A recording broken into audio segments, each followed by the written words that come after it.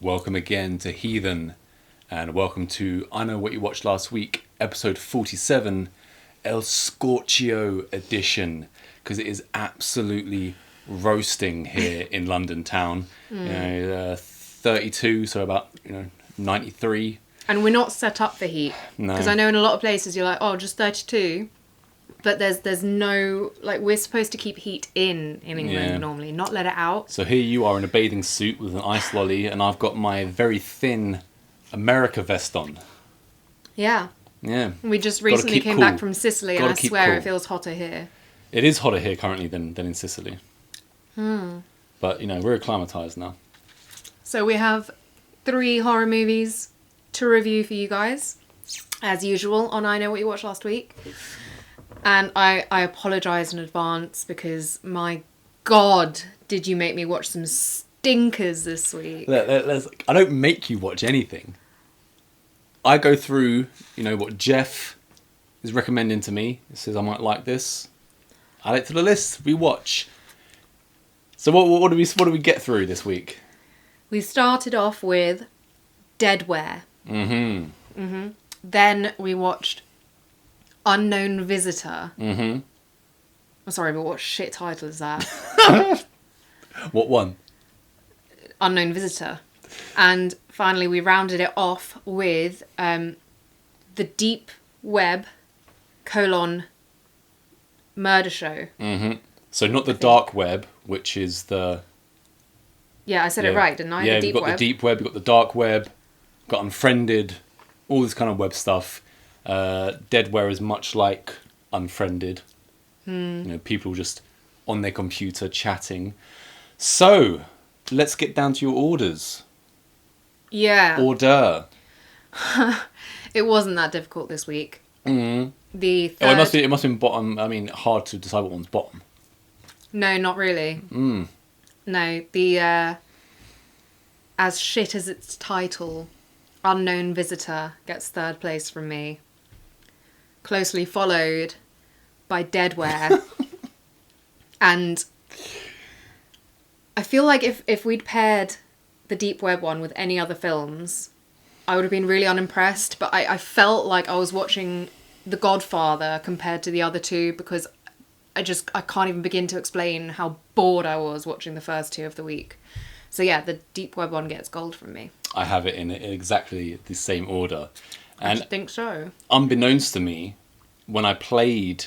So we watched Deadware and Unknown Visitor, back to back. And it turns out it's from the same production company, ironically called No Sleep Productions. They almost put me to sleep. So let's start then with the bottom pick for both of us, Unknown Visitor. Which I can reveal is the first output of the 2 films from that company. So that was 2019. And I believe Deadware was like 2021 or something. So they had their budget halved after the mess. No, it's the opposite. Okay. The Unknown Visitor one only had a $5,000 budget. Oh, this one was 5 and the other one was 10. Okay. Yeah. Which, normally we would give you a lot of sort of kudos for doing anything. But for once, I saw it and I was like, I don't even know how they spent $5,000 on this. Well, someone just pocketed it, haven't they? Yeah. And plus the other one cost $10,000, so there's not really any excuse, because if you are a long-time viewer of I Know What We Watched Last Week, go back to it all the time. Book of the Witch. Yeah. Cost about the same, 11,000. They had a crew of 2/3 people and they knocked it out the park. So, Certainly comparatively. Yes, here we go then. Where do you want to start? Sorry, I'm just enjoying my ice Get that pop. out your mouth. Okay, this one is all from the view of one of those like doorbell cam things. So it's quite original. We've had... What have we got? We've got a general found footage from a camera. Then we've got webcams. Now we've got video doorbells. Which are a big thing now, so it kind of makes sense. But if you're going to have just one camera angle, one shot, at least try to make what you're showing somewhat interesting. With this one, the first thing we see is there's two people, a man and a woman, who you kept saying they're a married couple, but I They don't are a think married so. couple. They did not show that whatsoever in their interactions. Well, whether they're married or not, they're clearly a couple. Hmm. So what's the difference? Are they? Well, anyway. What's the difference? I don't even know if they are clearly They're a couple. Doesn't matter, they don't know anything about each other. They're a couple.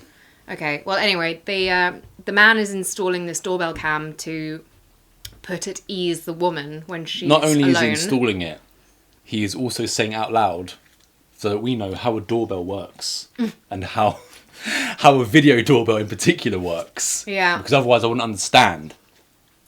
And this woman, by the way... And he's like, you get the app. Just get the app. You can work it from the app. The woman is so annoying. She's a miserable cow. I've got some kind of notes about... Do you? Annoying, not annoying, a bit later on. So I've already written, so, he's explained how a doorbell works. So it's already riveting. And he also, he makes the obvious statements like, it will record everything. Just anything that goes on in front of our porch. But only alert you it will happen when someone's right there. When someone's right there. So we've got the first night. And the first night, the camera's just sitting there. And what do we have? Porch. Nothing. Absolutely fuck all. And we, like you said... Such potty mouth for such a lady. This film deserves it. We'd just seen, as you You said... seem quite irked today. I am by these films. We'd just seen Deadware, which I wrote in my notes a couple of times how bored I was. And then for this one, though, I think my first note was, oh God, minutes of nothing again. But we are quickly rewarded with some action because Ron the salesman shows up and he's trying to sell knives. So he's ringing the doorbell, ding dong. The lady, I've forgotten both names, Jeff and his wife or his sister or his whatever the hell she is, because you're not convinced they're a couple. And I'll get to why as well. I'm convinced they're a couple. He then, he's told basically, bugger off. I don't want to buy any of your wares. But instead of listening, he pulls out his knife, which he's selling, and he also pulls out a potato. And he demonstrates how well this knife can cut through said potato. But, Ron the salesman is only going to cut off pretty much his own finger. And how many potatoes do you think he carries around with him if he's supposed to cut one every time? That is a good point.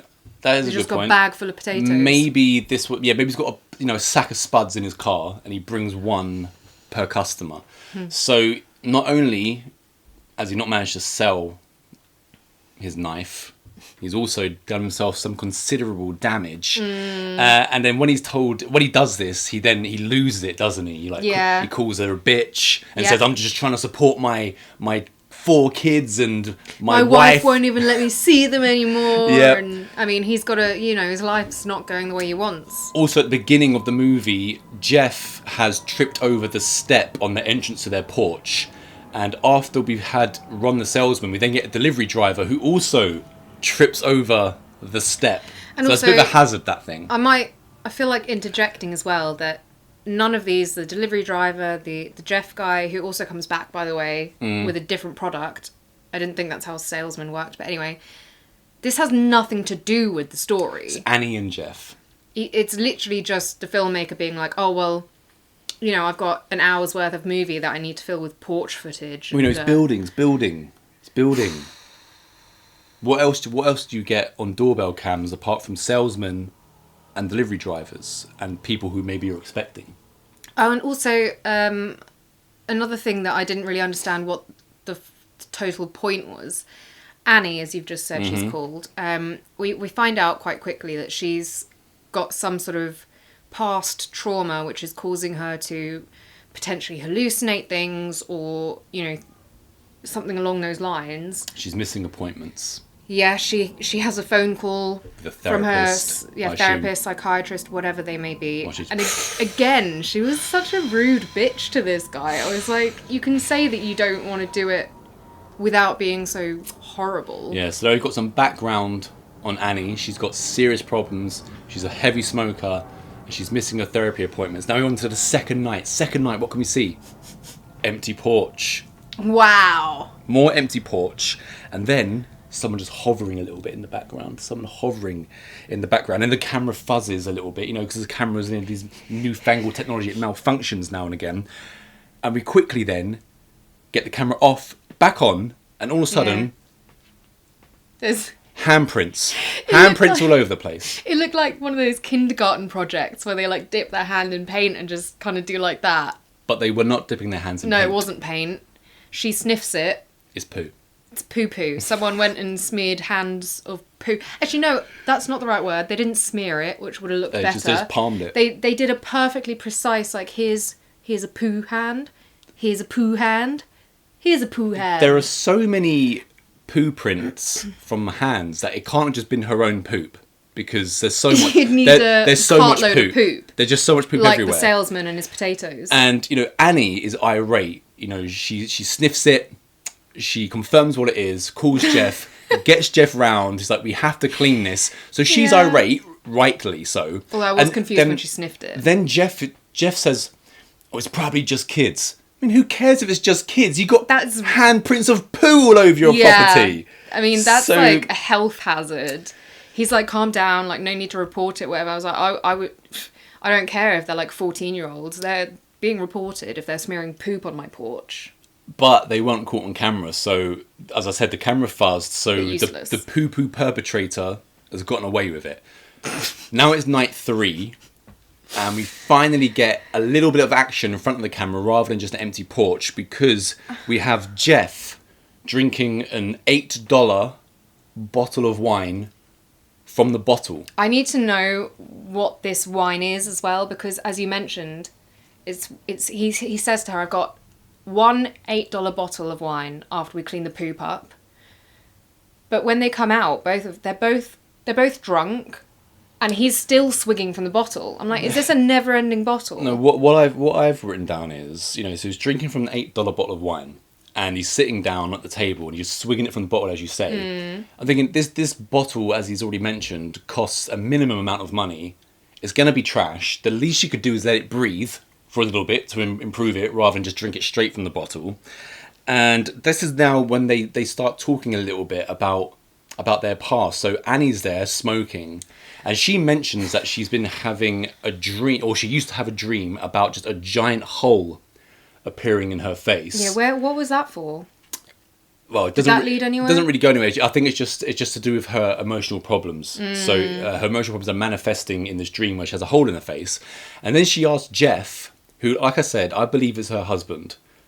She then says, "Do you have any secrets?" And he's like, "Man, in Afghanistan, I killed somebody." He didn't even open like that. He literally just went, I killed someone. And then he goes into it. Yeah. But no, okay, so this is why I was like, no, they can't be a married couple or whatever, because they don't know anything about each other. They're like, what's a secret you've got? It's like, surely you've been through this. You're already giving the relationship. filmmakers too much respect. They are a couple. There's no doubt in my mind they're a couple. And they're married. They've been together for quite a while because they're not very happy with each other, in that kind of like lull. Oh, and she's not taking her antipsychotics or whatever it is that she's supposed to be taking. I've written down the fact that she doesn't know that he's killed someone, and yet he's just like, yeah, I killed someone after a few slurps of $8 wine. His lips are getting loose, and he starts running his mouth, and she takes away his watch. Like, that's enough for you. He's like, it's never enough for me. I'm going to sleep out here on the porch. So he's only gone through like a third of his bottle of red wine. And he's... like I said, they're both drunk on like a third of a bottle between them. I didn't see her drink any. She had a glass. Right. She had a glass of it. So he's barely... So That's what I'm saying. So he's not I want to know what third. this wine is, because it's just $8 rocket fuel, clearly. It's nothing to do with wine. Again, it's the filmmakers. Oh, let's just hear he's got some alcohol. Doesn't matter how much. This is how alcohol affects you. So he's now passed out on the floor after less than a bottle of wine. We're now on to the next day. Jeff has probably got with a hangover after his few slurps of wine. The salesman, who has cut his finger through a potato with his knife, returns with a Hoover and is now trying to sell a vacuum cleaner. Yeah. And he's going on about its apparent deep suck technology. Because sex sells, so deep suck technology Sex sells. Ron cannot. He can't even flog these vacuum cleaners. And again, he's been to this woman's house. She didn't even give him a band-aid for his cut finger. Why is he bothering to come back? And again, she says, I'm not interested. And he proceeds to plug it in and show, look how great this Hoover is. I was like, mate, stop wasting your time. I get the feeling from the shots looking out onto the porch that they're kind of in the middle of nowhere. So maybe he's only got like 3 houses to sell to. And Seems like a pretty easy job then. He's got to do more than just sell one product because there are only 3 houses here. So now we're on to night 4. This is now the 4th night. Can we handle any more action? I'm not sure. But all of a sudden, there's a strange, hysterical woman. Yeah. In some white dress. She looks really dirty. And she's like going to the doorbell cam and begging Annie to let her in because someone is after her. You say she's dirty. What I clocked was suspicious brown stains. She's the pooper. She's the hand poop lady. Unlike Annie's response to Ron, she's actually quite nice to this hysterical nutty lady and offers her some food and drink as long as she steps back. So it's at this point Annie comes out with what I'm going to call the infamous sandwich. And she lays a sandwich down on the table. The nutty woman does not take the sandwich. She's disappeared. Does not take... Well, I know, I was about to say. She doesn't take the sandwich, doesn't take anything because she's gone. Right? Maybe... Also, she heard about the $8 wine ad and doesn't want any part of what they're offering. So, we are now... At this point, we're kind of like... It gets a bit unclear about what night, what day it is because stuff just keeps editing. It's like, here's Jeff... Here's Jeff gone. Here's Jeff again, but it's still daytime. So where has Jeff been in between like his wife going mental again and stuff like this?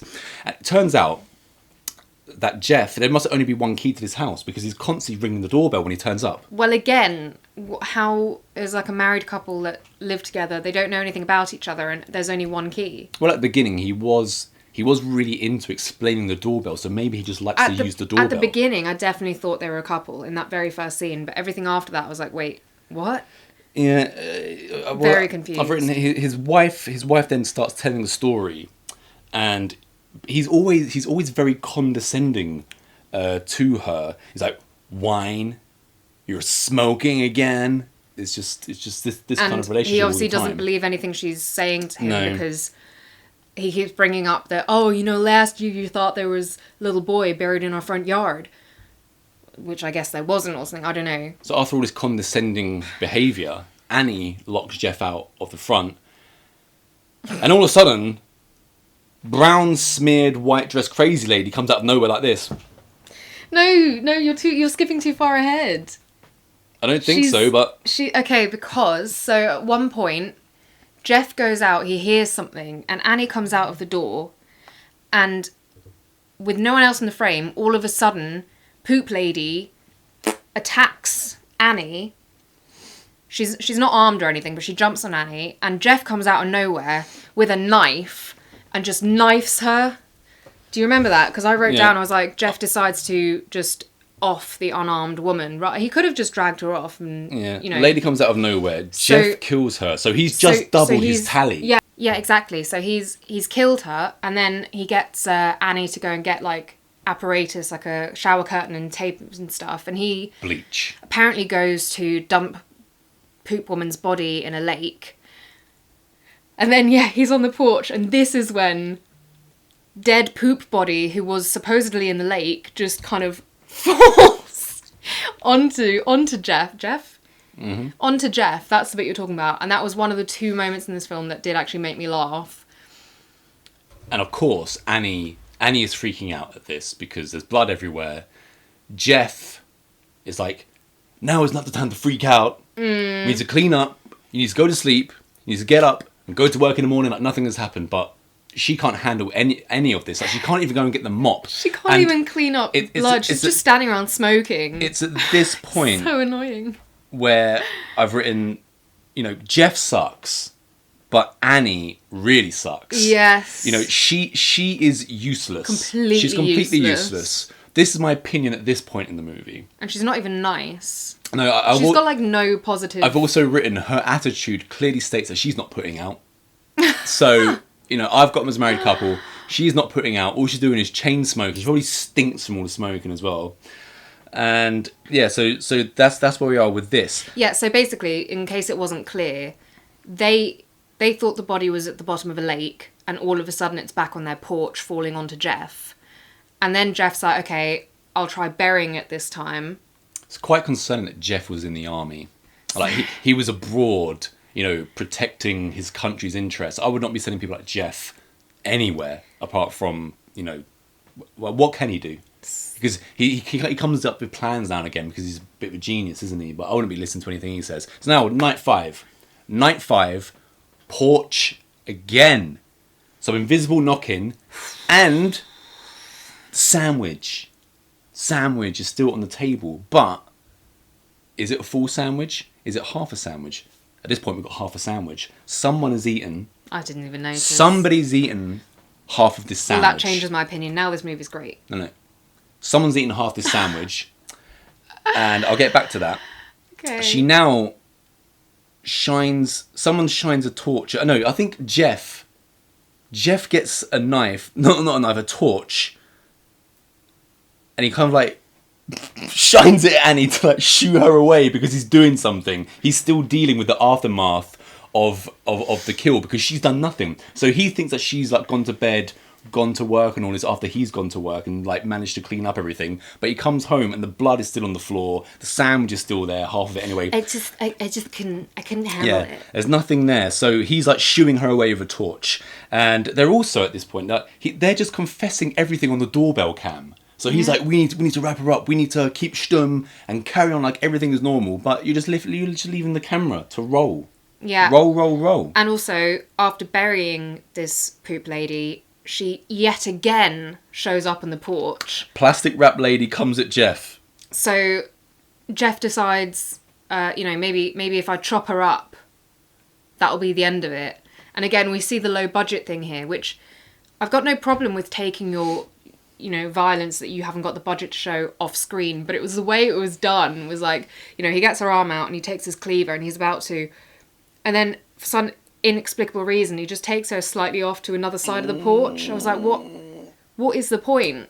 Like, if you're trying to avoid bloodstain and stuff, there are better ways and places to do it. Genius Jeff is now, because the lady's come back at him, twice? Mm-hmm. He's now trying to formulate a more long-term plan about how he can get rid of this dead body. But Jeff's back on the booze. He's got himself a 6-pack of beer.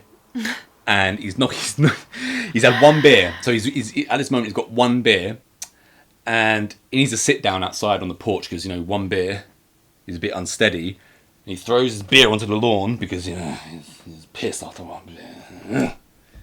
Gets rid of the beer and has an imaginary conversation with someone named Tommy, who I believe must have been in the army with him. With him, yeah. And it turns out the person he killed was a woman, by the way. Civilian, I'm assuming. And this bit, I think he was trying to insinuate like, oh, she's coming back, as if it's Poop Lady is the one that he killed. That's what I was getting as well, but I was like, is it not? Who really cares? It's not. Yeah. He's also he's slightly strangled by an invisible entity. Oh yeah. Yeah, and then we get a cut, and we're back on the porch. And the sandwich is whole again. The sandwich is now, the other half of the sandwich has appeared from there. So this sandwich, by the way, the sandwich also disappears. So you've got a whole sandwich, half a sandwich, full sandwich, no sandwich, back to full sandwich. Well, on the same note, actually, another thing that bothered me as a filmmaker in this was it was so random every now and then when they decided to put the sound of a door opening and closing and not. It was like sometimes and other times it's just like, oh, someone just walks in. So was the door open the whole time, or what are you trying to tell me here? I think you're just being lazy. Yeah. Now, dead lady, she bangs her head against the door, but quite lightly, as to not do any damage to herself. Yeah. So it's more like a cry for help I was getting rather than I'm going to kill myself. I was thinking that actually at this point maybe give her the sandwich because she's already turned it down once. She's not in great shape. She's quite emaciated. She's covered in shit. give her a sandwich. Jeff takes her again, like I say, he cleaves her off screen. Then he puts her in a bin. Because that's not going to get him jailed, he puts her in a bin, and he's got a baseball bat, and he's holding it out like a gun. For God's sake, yeah. And he ends up clocking his wife in the face. Annie comes out from the door. I don't think there was a door sound for that one. Comes out from the door, and she's like, Jeff? And he just smashes her around the head with this baseball bat. And he picks her up and puts her in like an outdoor wicker chair or whatever. But he doesn't even bother to check her pulse to see if she's alive.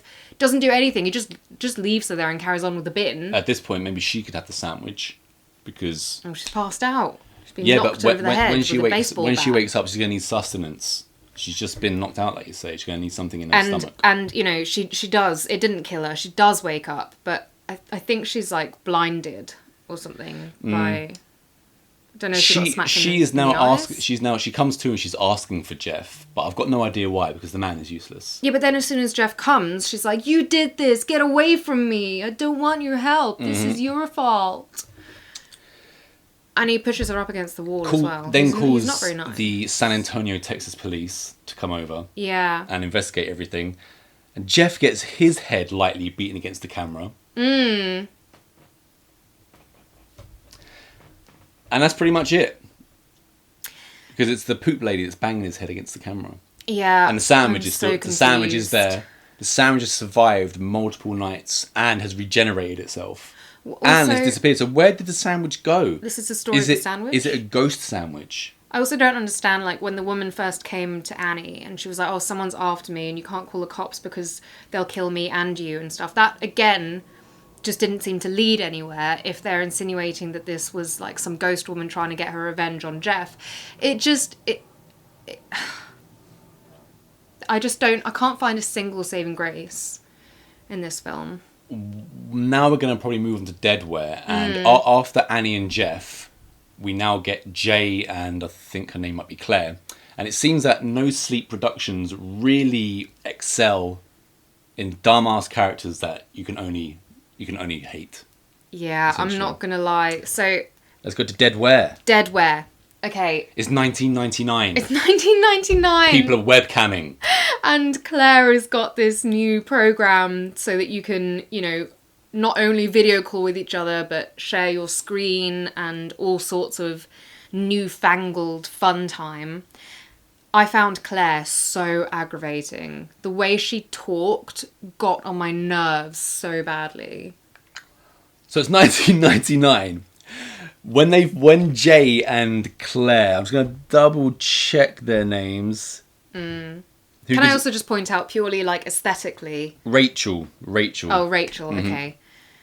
They've got this big, you know, the computer screen, desktop screen, and it's a pretty plain thing, pretty standard. And then just on one side, they've got a small box showing each of their webcam streams. And it goes between that and the close-up of the webcam streams. But I was like, this is so dull. And there's just no effort gone into making this look appealing whatsoever. And also, their conversation, my God. Imagine just like the most basic, boring conversation you could be unfortunate enough to overhear. That's what it was. You are very angry today. So Jay and Rachel are catching up. Online is the future. There's webcams, they can see each other. And like I say, they're having small talk. So it's small talk. So he asks her, you know, where have you moved to? And she says, well, where I am... there's buildings, people, and cars. And I'm just getting used to it. I'm like, well, what place doesn't have buildings, people, and cars? And it turns out this is San Francisco. In 1999, you know, buildings, cars, and people in cities, it wasn't really a thing. It didn't really happen. It was like populated by little green Martians and Bigfoot. And she moved there for a man who then went off with some vampiress. Yeah, apparently. so she's in San Francisco. Jay is in San Antonio. So, you know, the filmmakers like to bring up San Antonio because they've got a San Antonio police force. Well, that's where they're from. In the original one. And that's pretty obvious, yeah. That's why I was saying that's why they're mentioning it. And there are no people, cars, or buildings in San Antonio. He's asking about, like you said, what's his name? David. And she then says that, oh, yeah, me and David, we're over. We were in an open relationship, but he overstepped the mark by taking on a vampiric lover. Yeah, I don't really... I wasn't very clear on that. Yeah, she moved out for him. She says there's an open relationship, but lines were crossed. And I was like, well, it's because he's French. You know, David, he's not gonna just stick to one woman, is he? Doesn't matter if she's moved out for him or not. You know, she's got a lot to get used to. French, buildings, cars, people. Ugh, so boring. She can't handle it. So she moved out for him. So this is the kind of small talk they have. And at this point, when she's mentioned that she's gone out there for David or whatever, I'm also looking at Jay and you know, to put it in crude internet speak, this is like the internet special. People like to write, you know, he gets no bitches. That you can just tell that he's like the wettest character of all time. I mean, I'm wondering but we also get introduced to a third friend of theirs who we don't see, but she's talked about, called Amy. I would say, hang on, even before it was clear that Jay makes it clear that he's like getting no action. In my head, I was like, this character isn't getting action, so he's well cast. Good. He's very well cast. Doing a good job. Yeah. Yeah, he didn't actually bother me, and I thought his acting was No, I thought he was fine. Yeah. It was her. She was annoying. She was also the producer, apparently. So we get this third character called Amy. So she's the one that's responsible for Unknown Visitor as well, then? I don't know if she had anything to do with Unknown Visitor, but she was a producer of Deadware. So Amy seems to have been a mutual friend of theirs, and Jay and Amy were like inseparably close until Jay asked her on a date, after which he just ghosted her. No, she ghosted him, sorry. Yeah. There's a huge problem with this film. It's in 1999. You just said the word ghosted. The word and the term ghosted wasn't coined until, I'm going to say, let's just say 2016, because I remember reading an actual article about it. It's like, what is ghosting? Why are people being ghosted? So the writer hasn't given any thought about it. He's like, oh yeah, this is 1999. I'm just going to write wherever I want. I'm not thinking about the lingo. That the term wasn't coined yet. So more stupidity. And you mentioned about how annoying she is and the way she speaks. Is it because everything she says is like a question? Hi, my name is Claire. We used to be friends. Everything she says is I moved out here last year. Oh, it's so she's asking herself constant questions. But anyway, this is called a share screen. There's all this like seriously boring talking with terrible aesthetics. We'll be able to see the same site together. And then eventually, I don't even remember how. She gets a site but up. They get some website with some game on it. Before the game shows up, there's an accidental sex shot, I believe, of... I keep calling her Claire. Is her name Claire? No, I don't... No. That was just Jay messing Rachel. around with a share screen, being like, oh, let's go on a porn site. And she closed it down. That's hilarious. what it was. Yeah, so funny. There's some weird photos. And we also are told that both Claire and Amy are not only not religious, but apparently into some weird shit. And Jay's not down with that because Jay's is religious. Religious, yeah. So yeah, they get this game up. In fact, to quote Jay, Amy went off the deep end. Yeah. She's crazy. Why does he even like her so much? Well, I told you he's not getting any action, so he just takes what he can, religious or not. This game, by the way, again, the graphics, it's just like House still of Hunger. Images. Well, it's 1999. I guess. It's an interactive 1999 online game. Yeah, but you've got to stick with 1999.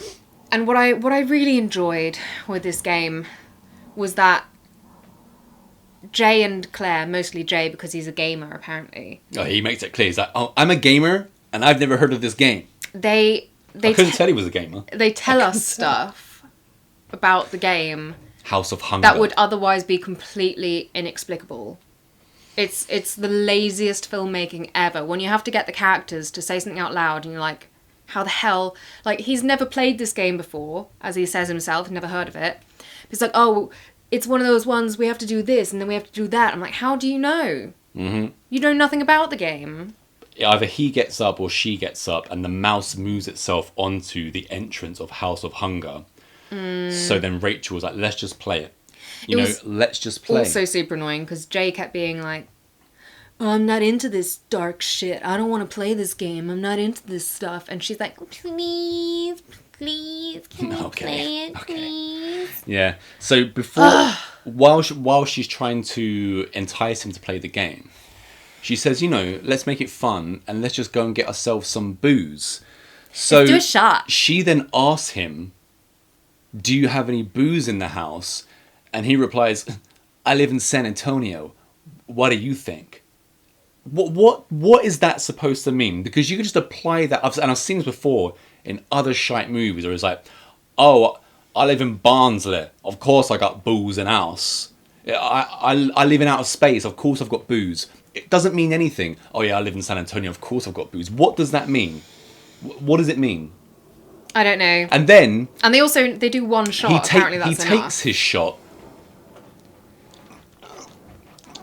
Yeah, I'm like, this is your booze. You select what booze you have in the house. How can you dislike it so much? Yeah, it's pussy. It's very weird. But after a while, so they play these boring games. You click on something and you have to. I also got to say about the shot. When they get those shots, you can't get a shot and just have a shot. You got to be like, hey. You have to say hey with hey, and that happens. They play this game, and the game is just as boring as the whole film. Like, the most shit puzzles ever. You're a puzzler. And also, when he's like, the game. When he says like, "Oh, I'm not into like occult shit and this stuff," but then the first one is about different planes of Buddhism, and yeah, I'm not saying Buddhism is a cult, but it's still not Christianity, which he clearly follows. And he's just like, oh yeah, I've got this book and we studied it and I know exactly what this is all about. The 6 realms of Buddhism. Yeah.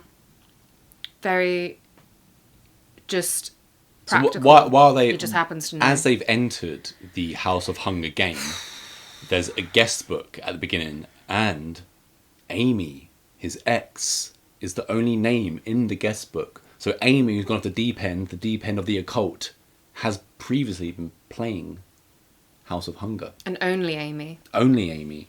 Yeah. And this is all been mentioned, but it's at this time when he's like, yeah, I'm a big gamer. And I haven't heard of this game. So then Jane and Rachel then sign into play. And once again, there's a shelf, a picture of a shelf on the game of books. And there is a book on the shelf. It's red. And she's not asking a question. She's telling Jay that it's red. But there's a book on the shelf. It's red. They're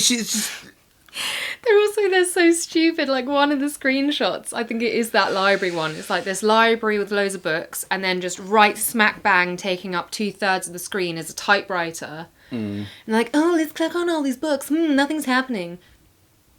Maybe it's the typewriter. Yeah, so they finally then well done. They finally then click on this, singular red book, and was shown some found footage because it's 1999, the year of the Blair Witch Project, the opening, the beginning of found footage. So we get some very Blair Witch type found footage of just a camera of someone walking through a forest with fuzzy camera going across it, and there's some weird face spotted in the woods. And then we're back to the game, and there's a selection of doors to pick, and every time they come to a new bit of the game, it's like, what should we pick this door? They can't make a decision to save their life. It's like, I don't want to play any games with either of these people. What door should we pick? What floor should we go to? What buttons should we push? What do we do? Make a fucking decision.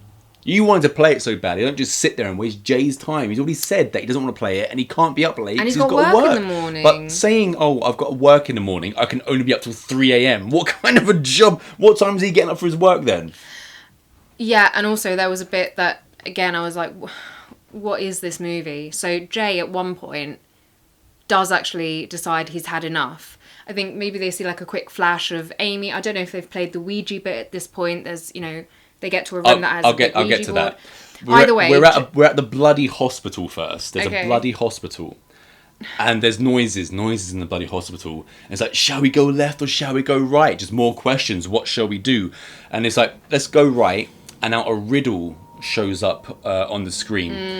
Jay answers this riddle, and all of a sudden the door opens on the screen. So it's almost like the game is voice activated. But even though Jay's never played the game before, even though he's a gamer, he says and he knows for a fact that this game is not voice activated. Why is that door on the screen just opened?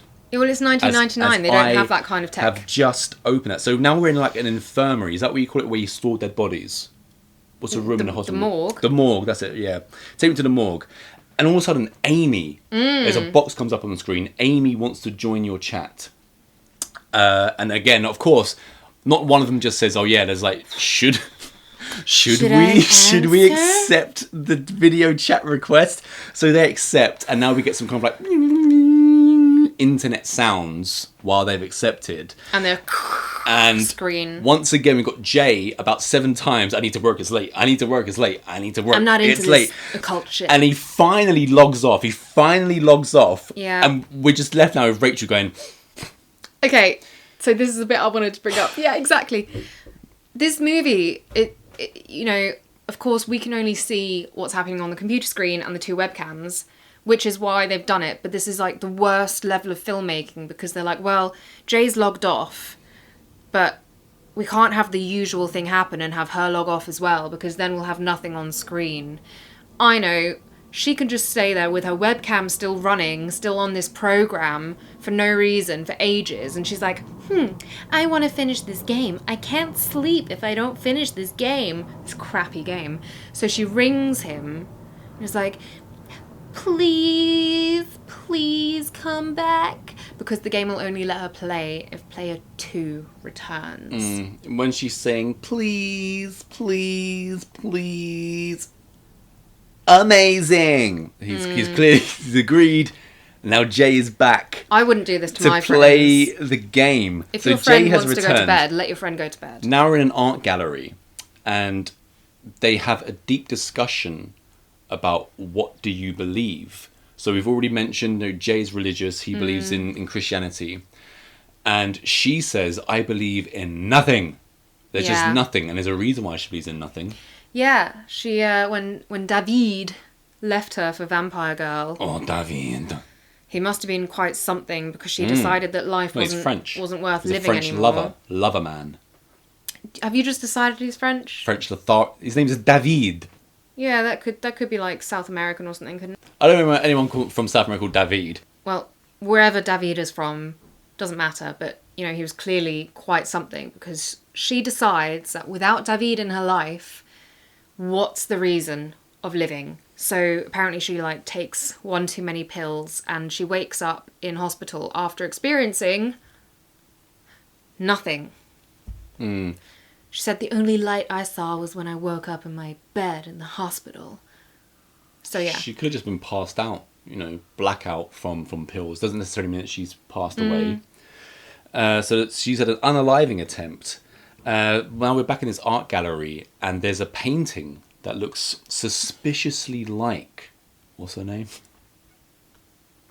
Rachel? Rachel or... Claire? Claire. It's Rachel, yeah. Rachel is a plate. So they choose the painting of Rachel, but then they back out quite quickly because, you know, she's getting a bit freaked out. Why is there a painting of me? So they choose a painting of a forest, and they go into the forest, and there's more found footage, and there's also like a well and a baby screaming crying, baby. Right? I must say, it's not hard to do. The found footage scenes were fine. A crying baby in a well is quite disconcerting, but very easy to do. But then doesn't Jay goes and says, oh yeah, that means like birth. I was like, does it? To me, it just means some crazy has thrown a baby down a well. That's what I was getting. You know, some mentalist has thrown a baby down a well, most likely Amy, because she's gone off the deep end on the occult. So then Jay's given his interpretation of what that means. Like you say, oh, life beginning. But why would life for a baby begin in a well? So we quickly move on. We're now shown a picture of the catacombs on the screen, and of course Jay has his reasons as to why here. Actually, I don't think Jay comes up with it. Someone says life is uncertain, death is certain.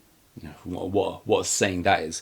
Quickly, a Ouija board comes up, and once the Ouija board comes out, Jay's out. He's like, no, this is too much for me. I'm a religious man.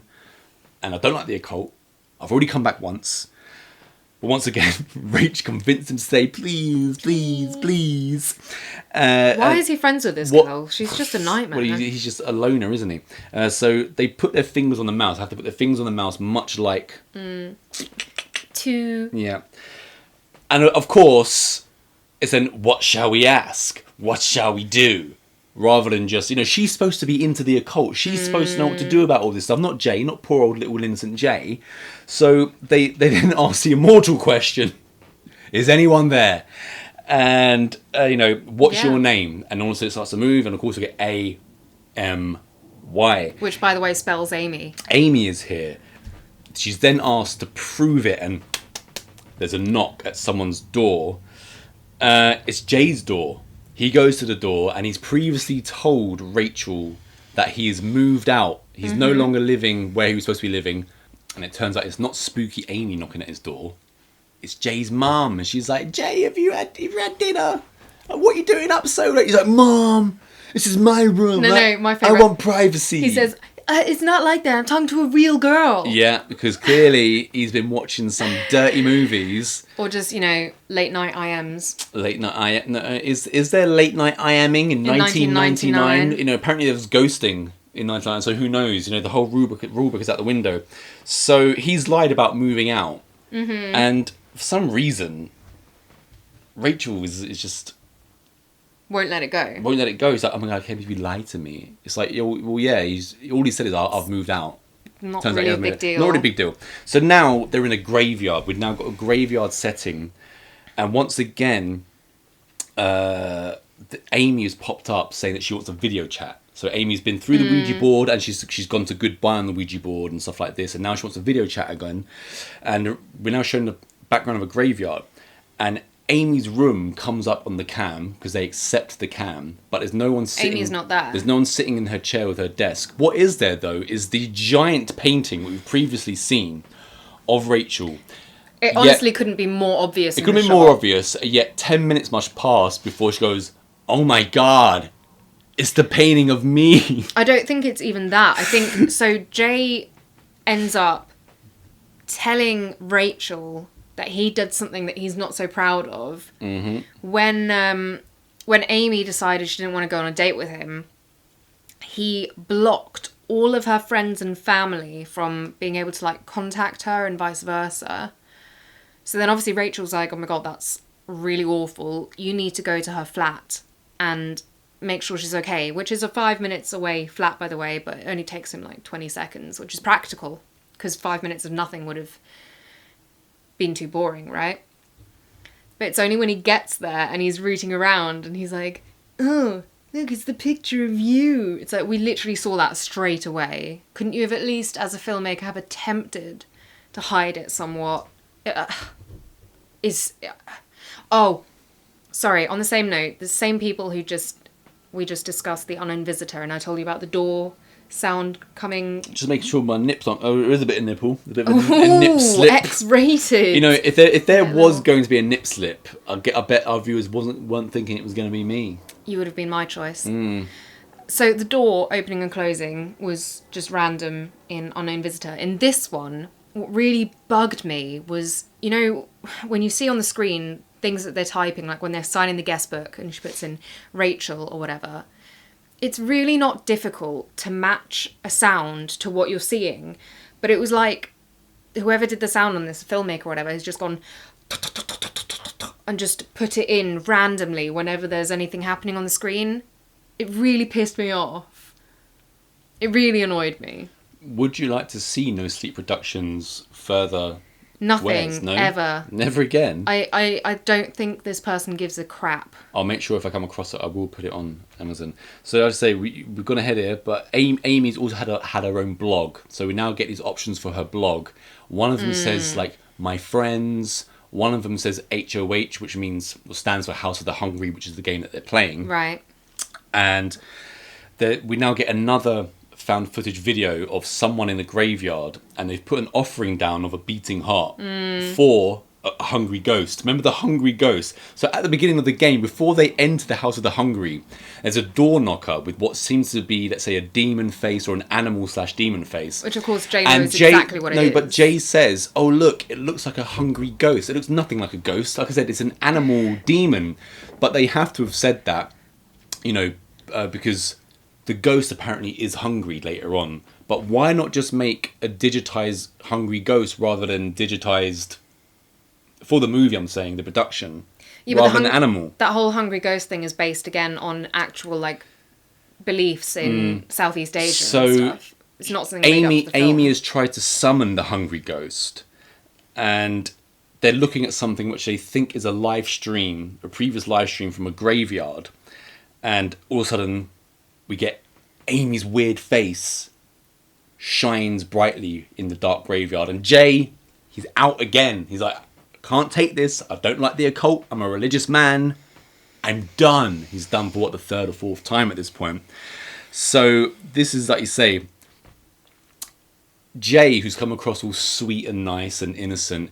He admitted what you said he did, which is pretty bad, shocking. Yeah, pretty bad. Let's be honest. So, like I say, he takes 20 seconds to go apparently the 5 blocks to her house. And while he's gone, Amy's just typed on the screen, he's hungry, he's hungry, he's hungry, he's hungry, he's hungry, about 30 times. And she just notices massive painting, like you say, and she says, she also says when she sees the painting, it's from the game! She's quite the Sherlock. And there's more found footage once Jay goes to her computer. It's the kind of found footage that we've already seen in the movie previously. And we then see footage of Jay being a complete dick to Amy. I think it's almost like implied that he has her tied up in her room because she's out of sight on the floor and he's looking down on her. She's whimpering. And he's like, I can't take you anymore. You're pathetic. And throws something at her. Then we see, I think it's Jay with some black goo coming out of his mouth. Because in his movies, he's got black goo coming out of your mouth and something has gone terribly wrong. Jay was at Amy's apartment, and then all of a sudden he's on the graveyard live stream. Mm-hmm.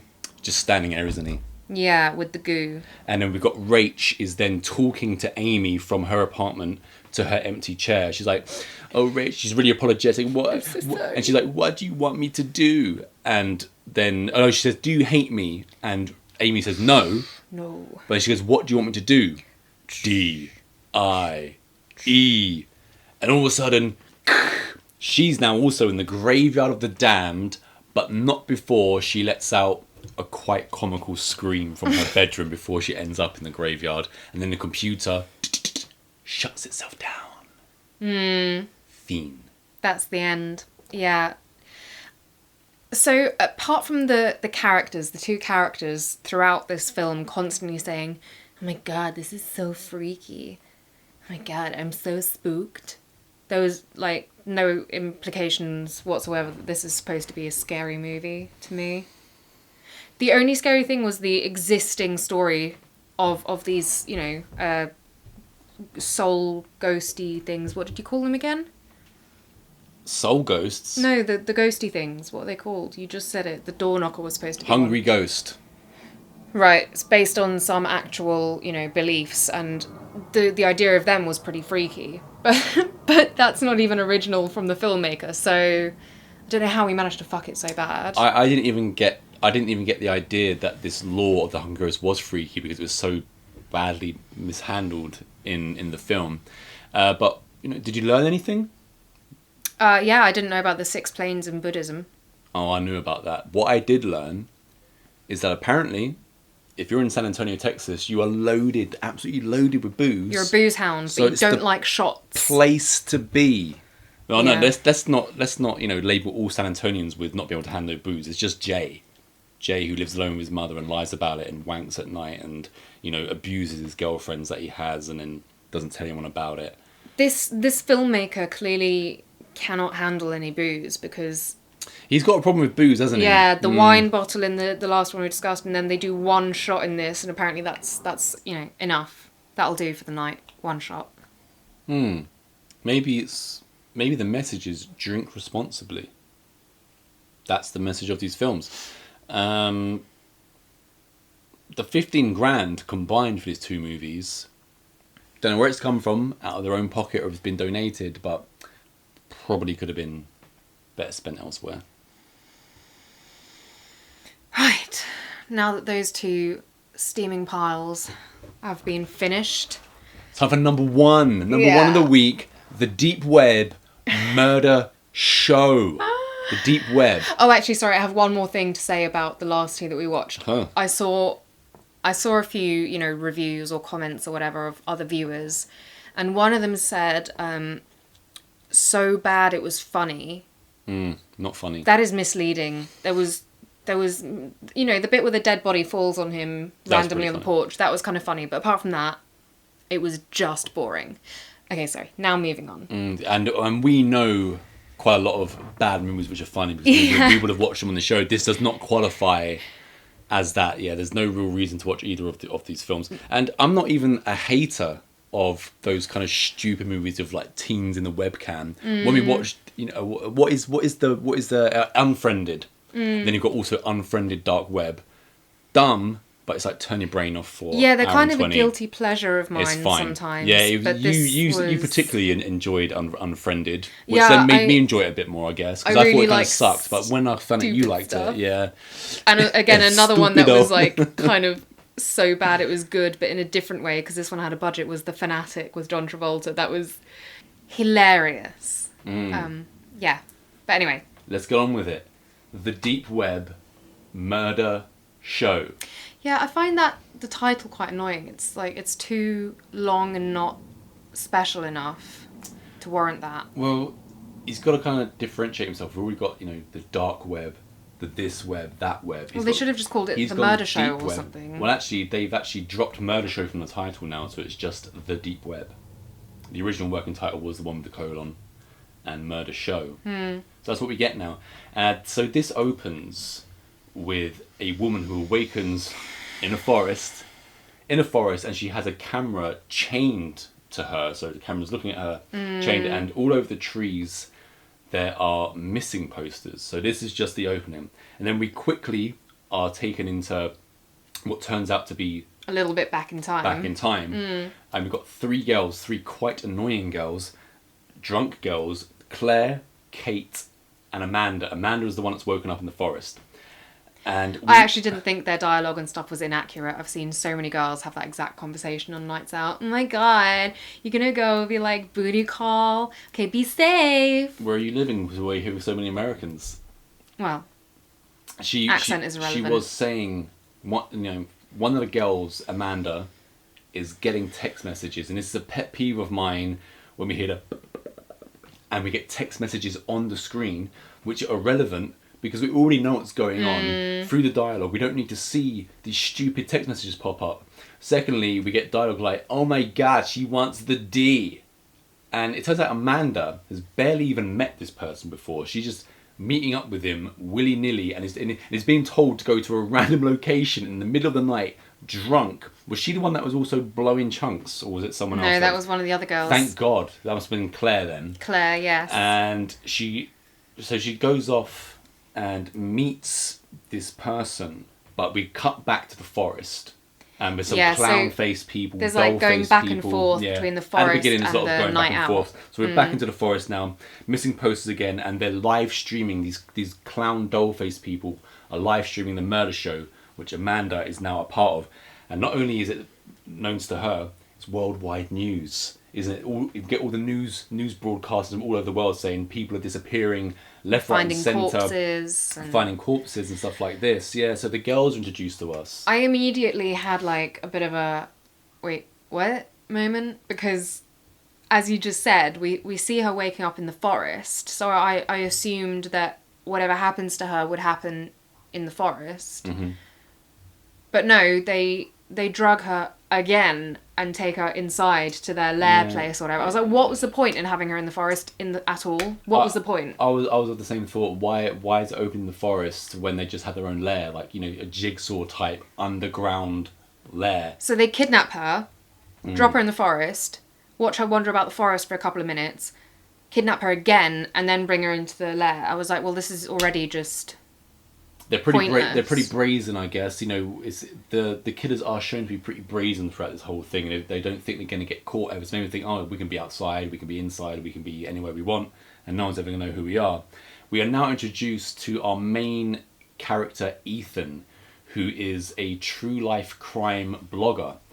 Podcaster and whatnot. Podcaster, yeah. And so he's doing his podcast with his friend across the table from him, and they're talking about the ineptness of the police department in Seattle. He's really going at it with the cops to the point where he's getting anonymous phone calls into his podcast, and he's always managed to, you know, he'll be threatened. He'll be like, you know, you hate cops, da da da da, and then he'll call them out. Oh, just seen your IP address. You are officer da da da, and you live at da da da.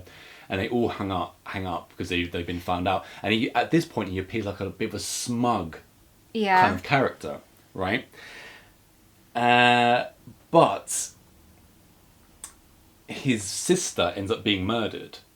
Yeah, well, that was the girl in the forest. I'm aware of that. His sister ends up being murdered, Amanda, and he's being sent videos and pictures of her, like autopsy and things like this. So he's quickly at her funeral, and when he gets to the funeral, he's like, "Hey, everybody."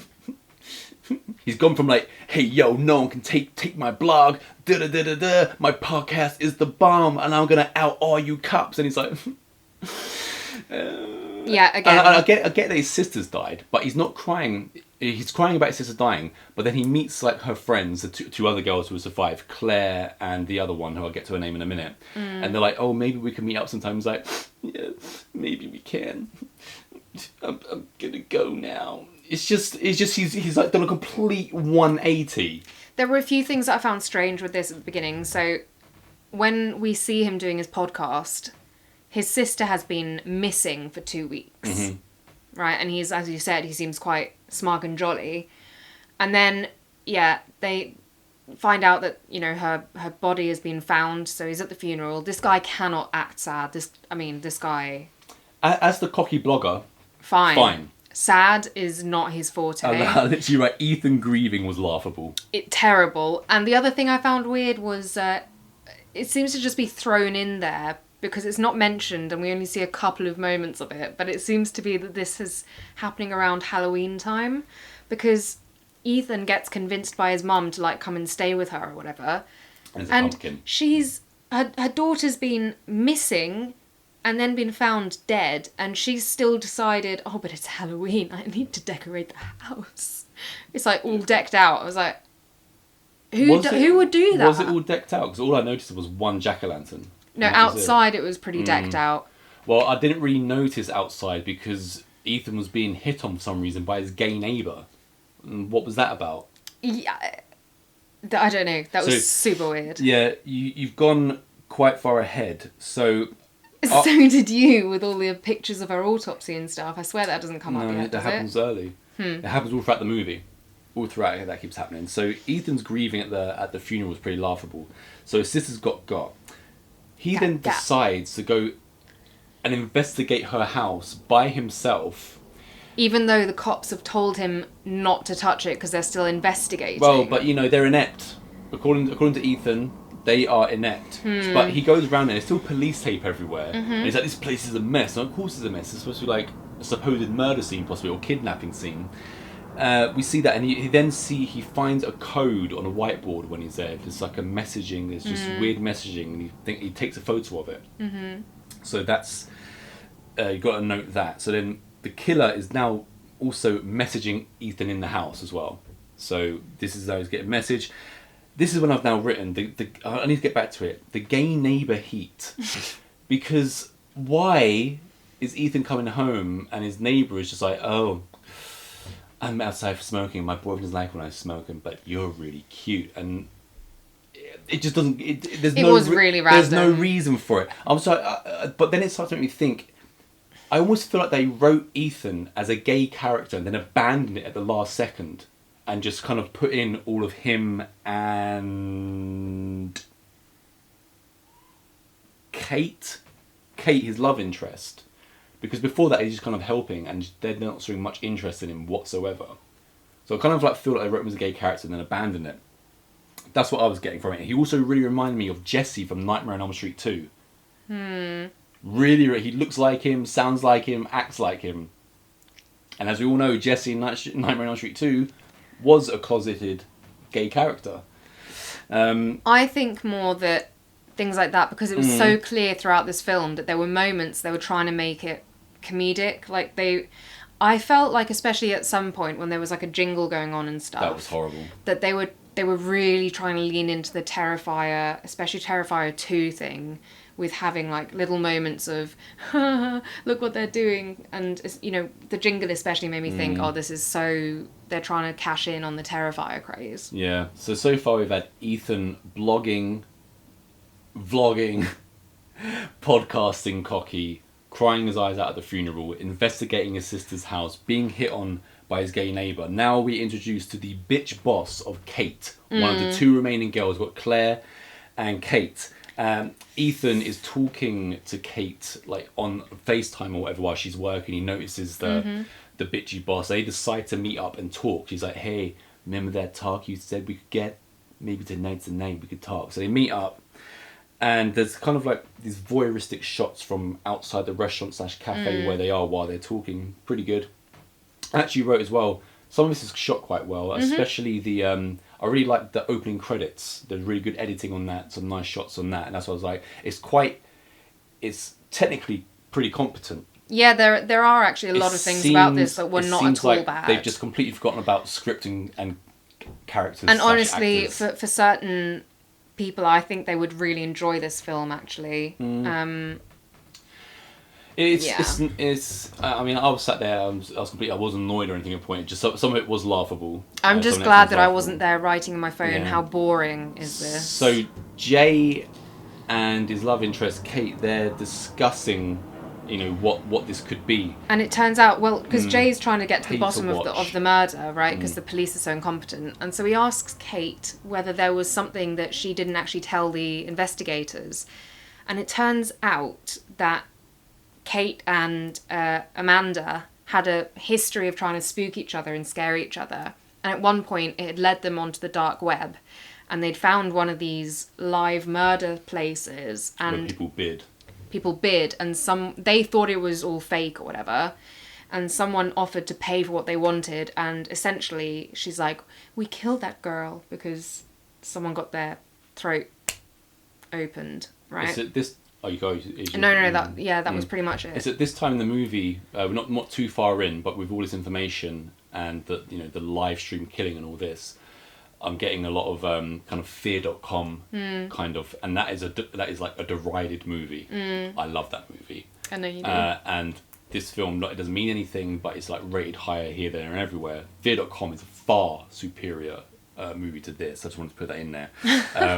So they look at the code that Jay has taken a photo of. Jay, I'm talking about Deadware now. The one that Ethan has taken a photo of.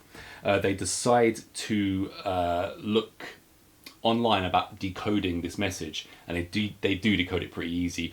It seems to have not much of a significance, but the code was if you find us, we'll find you. And as they solve the code, they are quickly then sent live video of themselves in the cafe / restaurant where they are from the supposed killers. But when they run out, no one's there. When they run out, no one's there. They burst out to have a look, and it's then that we are introduced to the stoner hacker guy. Yeah, Shadow Monkey. Yeah, and Shadow Monkey. I didn't think his performance was bad or anything like that. He just didn't suit the tone. All of a sudden, the tone of the movie, there's like, oh, let's get some comedy now. Let's get a comedy stoner hacker, and he's really going for it. He's really chewing the scenery. But they did the same with the boss lady, the designer that Kate works for. You know, she was clearly supposed to be comedic as well in being such a bitch. And again, I thought she did a good job, but it's just, it's a bit random because this didn't have much comedy at the beginning of the movie, and then all of a sudden it's like they're trying to add all this funny stuff. This bit is especially over the top, wacko, and there's even a bit where Ethan is trying to get the stoner hacker guy to look into this new, the problems that he's having. he kind of says, "Oh no, I don't really want to do that." So they have like a, "Hey, why don't you just effing do it?" He's like grabbing him. Stop being a selfish motherfucker and for again, once in your like, life. Ethan turning was again just not believable. So random. It wasn't good. So obviously, But also the stoner their relationship agrees. was weird because it's the stoner hacker Shadow Monkey who, when Ethan is doing his podcast and stuff, and a cop is calling in pretending like, I'm gonna kill you, and Ethan asks Shadow Monkey to track them, and that's how he gets all the info. So I also assumed that they were just like quite good friends and that worked together a lot. But then the way Just they business. interacted was not really like that. Because Ethan then tells Kate, "Oh yeah, he seems a bit crazy, but he always manages to get to the bottom of this and the other." So he's clearly had many dealings with him before. But yeah, it seems like they're just not friends. So now we've got, what do you call him, Shadow Monkey? Shadow Monkey is now looking for the murder show on the deep dark web, so they can find out where Amanda is or where someone else has been taken. So now we're back to Kate at work. She has to do some overtime, so she's gone back to the office at night. But it's a stalker. Yeah, so we get the typical thing of, the lights going out, so she has to turn them back on again. She's working, she's got Ethan on video call, and the lights go out again, and as she's going to try and find the breaker, Ethan's like, what was that? And there was something running behind her. But not before. Oh? They confess their feelings for each other. Yeah. We need a love interest in the movie. There has to be some reason for him to put his life at risk. And when he's confessing his feelings, they are somewhat thwarted by the blackout. It's like end of love. Yeah. What to do is blackout now, and this is now a Jack in a Box appears. Right. It's very Billy from Saw. It is, but also when we're getting, they always show in these things, because we've seen quite a lot of those like hostel type things where people are paying, and they always have the messages from all the viewers coming up, and so many of them have like clown faces, and as you mentioned, the like kidnapper killer people are wearing like weird clown masks and stuff, and I get what they're going for, but again, I feel like at this point it's such a lazy image to go with. Like, how many more clown things can we have? The masks weren't bad or anything, by the way, but it's just they were a bit absolutely lazy. fine. I find it is completely unoriginal, uninspired, and also this movie also reminded me slightly of a film called Haunt, which was surprisingly decent until like the last third, possibly, especially with the clown faces and things like this. But we got the Jack in the Box, and now Kate has now been taken away by the clown faces, and so she's now taken. And with so these clown face people who run this thing as well, by the way, they've hacked all the phones. They're hacking computers. They've clearly hacked the security system at the store she works at because the alarm doesn't go. So these people are like next level hackers. To me, it almost seemed at points that they were supposed to be like supernatural, but I don't think they are. Oh no, I never got a supernatural element from it whatsoever. Well, I was just wondering how the hell is all this 1%. stuff even possible? But It was really obvious to me why it was possible, because during the movie, we haven't even mentioned him yet. Oh yeah. Ethan is talking to this surly bald cop guy, so he goes to this surly bald cop guy to talk about his sister going disappearing and all this kind of thing, and of course the cop's like, "Aren't you the podcast guy who says that we are inept and have no honor and should all resign from our jobs?" And obviously he doesn't want to help him, so it's so clear. Also, at one point, one of the guys in mask tasers someone. I was like, "Oh, he's got a taser. Where'd you get a taser from? Cops gonna have a taser." It was so clear it was cops. So obviously cops have got a lot of scanners and things like this. It was so clear. So that's why I was getting a zilch about supernatural. It was just so obvious it was. So now Kate, as I say, has been taken. We're straight to Kate in a cage in Saw type basement. And will Ethan save her? Will Ethan get there in time to save her?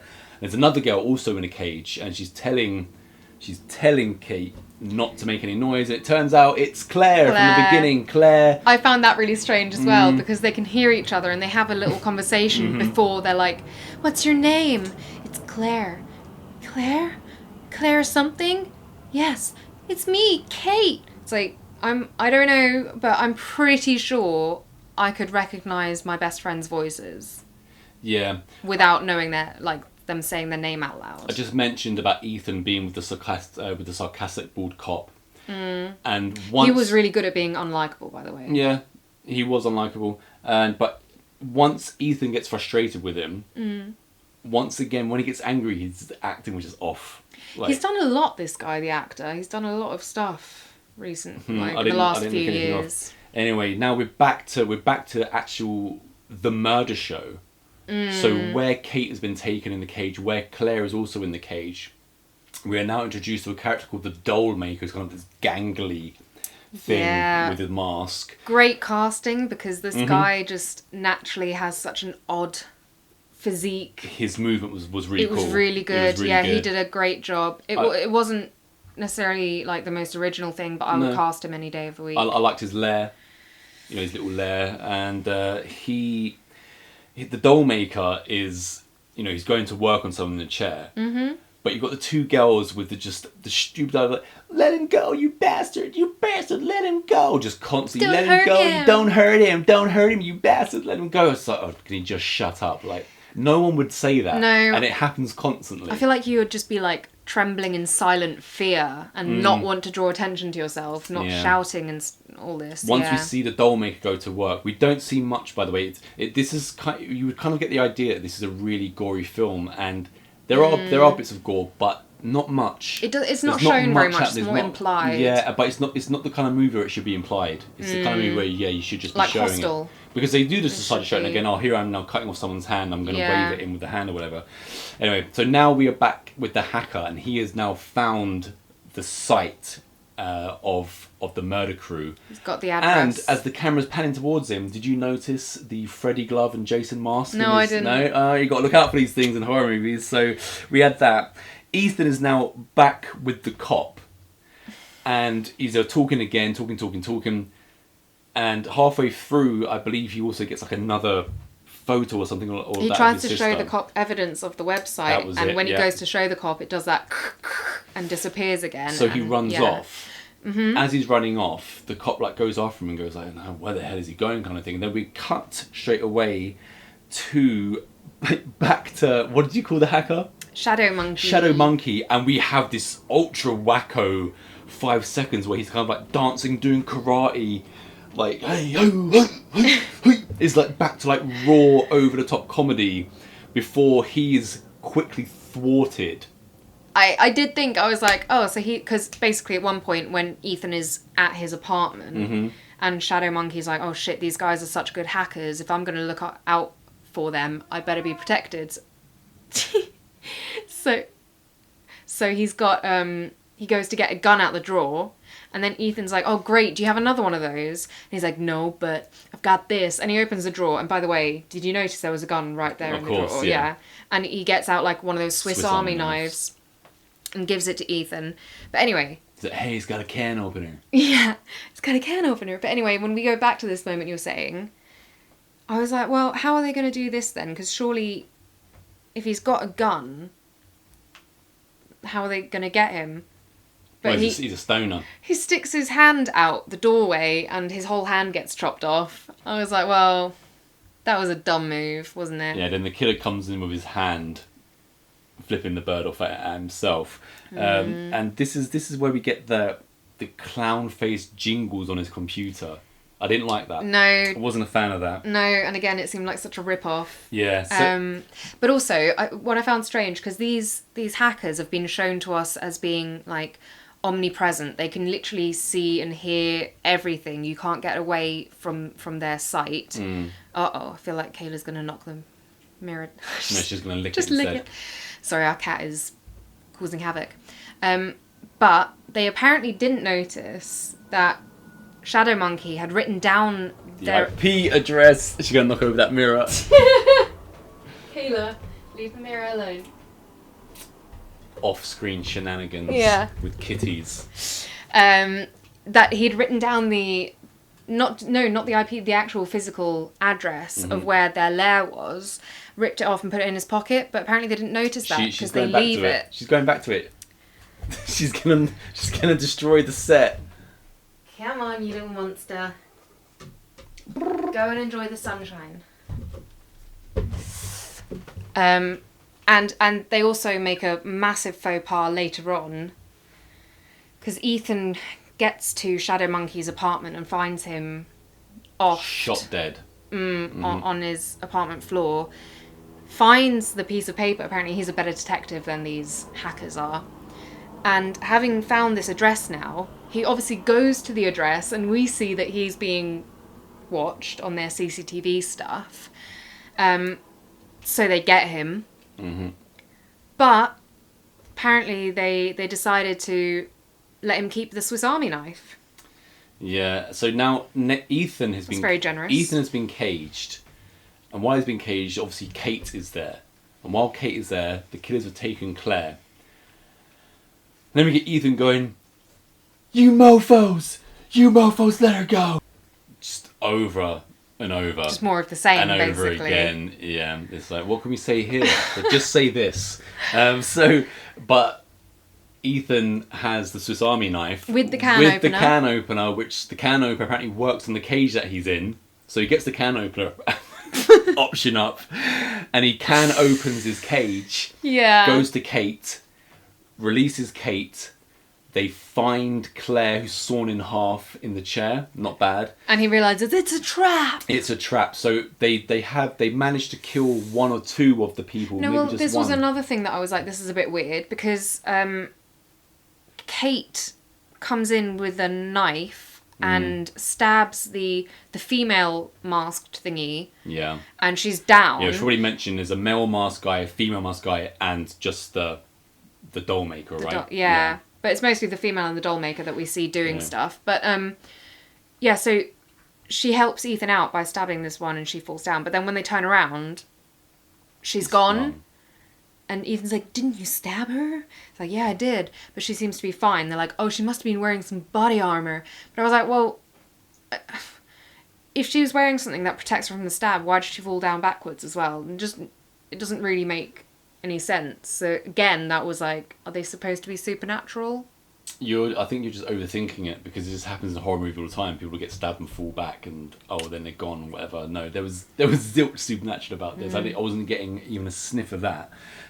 So they managed to kill the doll maker, right? They killed the doll maker. Yeah, Kate's pretty good. She gets like one of their chainsaws and.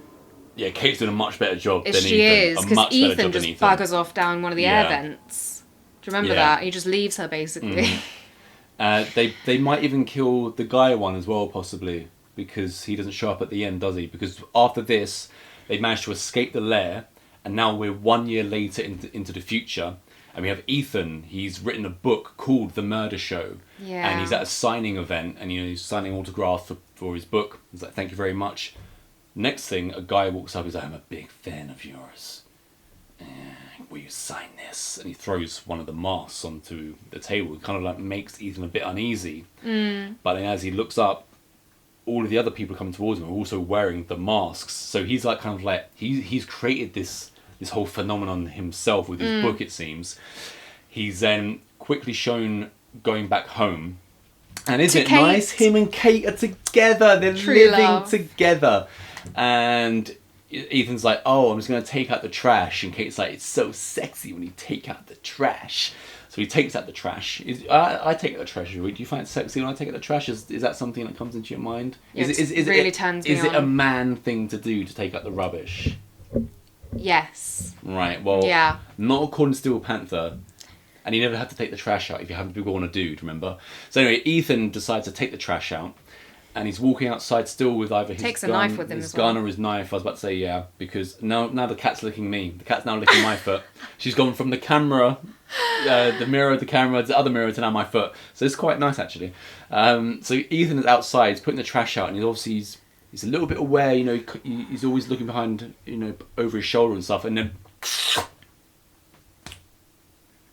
dart to the neck. Dart, man. You got a fucking dart in your neck.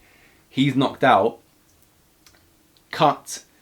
Daytime. He's in the back of a truck van, and he's chained up. And there are a bunch of mask-faced people staring at him. And there's a kind of a warped voice thing doing an auction. Super warped, yeah. Super warped voice thing doing an auction. And they're all bidding on, who's going to kill him or whatever. And out of nowhere, all of a sudden it's like gone from like 500, 600, 700, 10 grand. We see the female masked killer from the murder show who's the one escapee. And as she buys him, someone takes off his mask. It's the bald, surly cop. He's been on it the whole time. Ethan's gonna get got. And we're Finn. Why did it take them a year to get him? Maybe they had to lay low because, you know, their whole kind of, you know, operation has been possibly found out, and they need to take some time to lay low so that the, you know, the cops aren't, even though the cops were involved on some level, and now they're running it out of the back of a moving van. Yeah, but I also feel like because he was sent photos of his sister's autopsy, clearly, you know, doctors are in on this, the police are in on this, people in all different kinds of, you know, vocations are in on the murder web. So that's what I was getting from it. And again, technically, you know, very well shot movie, slightly overlit for my liking in places, but that's just my own personal preference. The, you know, cinematography. Yeah, you like it grungy, don't you? Cinematography was really good. On that level, everything was fine. The lighting was really good. It was just some of the acting was a bit off, and some of the characters just didn't belong. It was a completely watchable watchable film, but I also find it was a bit uninspired, unoriginal. Jinx. Yeah. Yeah, it was like just. But fine. Yeah, there's nothing new. I can't think of any moment in it where I was like, oh, that's cool. There isn't a standout scene to differentiate it from anything else, something like that. If you take Terrifier, the first one, as an example, it's a pretty bog standard regular slasher movie. But it has some great But it has gore one particular scene, you know, the sawing in half scene, and that's what made it stand out. Without that, I probably wouldn't have even bothered. Again, to be fair, it's the only one that I like. But yeah, this was I wouldn't watch it again, but I wouldn't say don't watch it either. Yeah, that's what I was going to say. I wouldn't warn people off it. If you're into horror and you've seen as much horror as I have / we have, you might as well, because you might enjoy like it. Yeah, certainly. But the other two, I can't say as much for the other two. Certainly not. I also want to put out a word of warning. So at the beginning of this movie, the murder show, we got the girls all milling about, and one of the girls, Amanda, goes off and meets a man who she either hasn't met before or hasn't met in a group of him with other friends.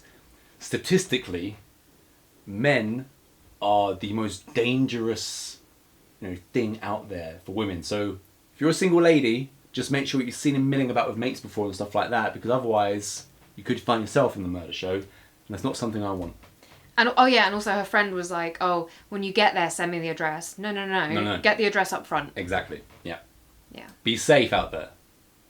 And before little Kayla Kitten wrecks the entire set, we better log off.